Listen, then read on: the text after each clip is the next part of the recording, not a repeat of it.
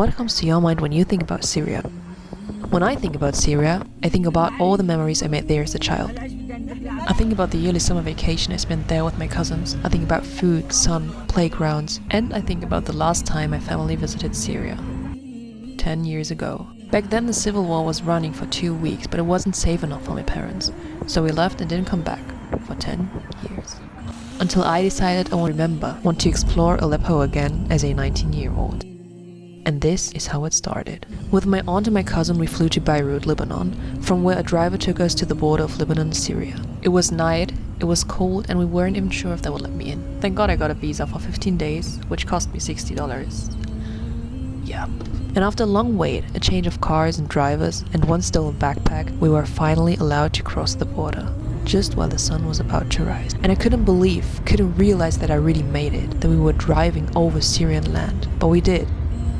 Our driver was sleepy, and I really thought I would die on that road before I even reached Aleppo. But then, after 4 hours and nearly a heart attack, we made it to my aunt's place and decided that we need our first day to relax and settle.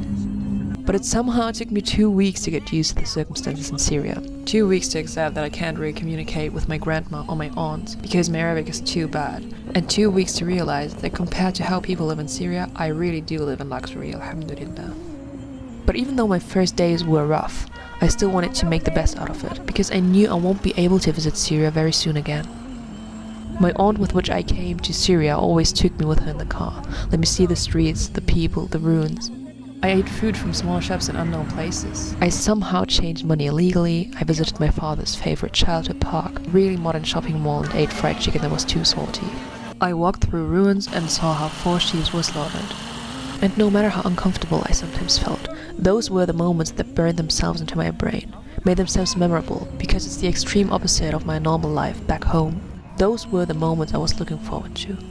I didn't sleep in a hotel, wasn't able to take a shower whenever I felt in a need of one, couldn't wash my clothes, and only had access to internet when I visited my aunts. I didn't experience Aleppo like a tourist, but like a resident. I wasn't just able to see the bright places, the culture and the architecture. I experienced life there as it was. It was March when I traveled to Syria, and my cousins told me that it wasn't that cold since years. My luck. The weather was nothing compared to what I remember from the summer holidays. 90% of the days I spent there were cold, rainy, and the best part of it was that because of the lack of electricity, we weren't even able to heat the room. I realized I came here due to my will. I came here because I wanted to, and after 3.5 weeks, I will return to my home country, where we have electricity, internet, warm water, all of this.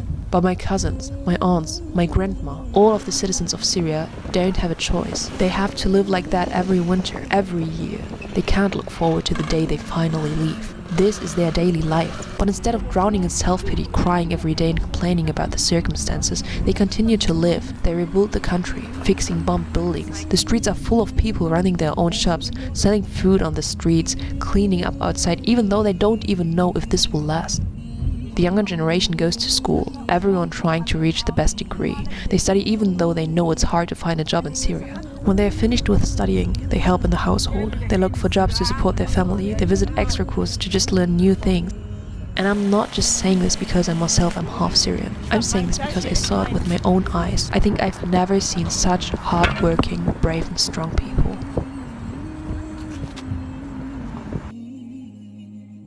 Besides the faces of Aleppo, I of course wanted to see the places of Aleppo. Aleppo isn't just the largest Syrian city, but also one of the oldest cities in the entire world. You can probably imagine how such a long history influences the culture of a place, the architectural detail, and the urban planning. I had the privilege to see all of this with my own eyes. My aunt showed me the old city of Aleppo, which UNESCO declared as a World Heritage Site in 1968, and we visited a beautiful small mosque, of course damaged from the war. But the people were still coming. You could still hear the call of prayer. Children and men came to pray there. They didn't mind that it was partly destroyed, because it's still a house of God. They came to worship. The streets were narrow, the sky clear, and children were running around. And no matter where you look, no matter which street you were in, you saw those beautiful sandstone buildings nearly every house is made of. As an architecture student, I was more than just impressed by the hand-carved ornaments, the elegant balconies, the character and atmosphere you receive by just walking by. And of course the highlight of exploring Aleppo's culture is visiting the huge citadel of Aleppo. Also one of the largest and oldest castles in the entire world. Of Of course with a lot of damage and soldiers standing in every corner, better not noticing that I'm not Syrian. But that didn't matter, because once you walked up those stone stairs and crossed the entrance, you just felt overwhelmed by everything you saw. You realize what an important historical part of the world just got destroyed the past years, and how everyone forgets what Syria really is, because the war seems to be the only thing people can connect with this country. And honestly, I don't feel like I can convey the feeling of standing inside this huge castle just by words. So I won't do that. I'm just gonna show you a footage of what I saw. Of the roofs of the baths, the mosques inside, the throne hall and the endless views you get.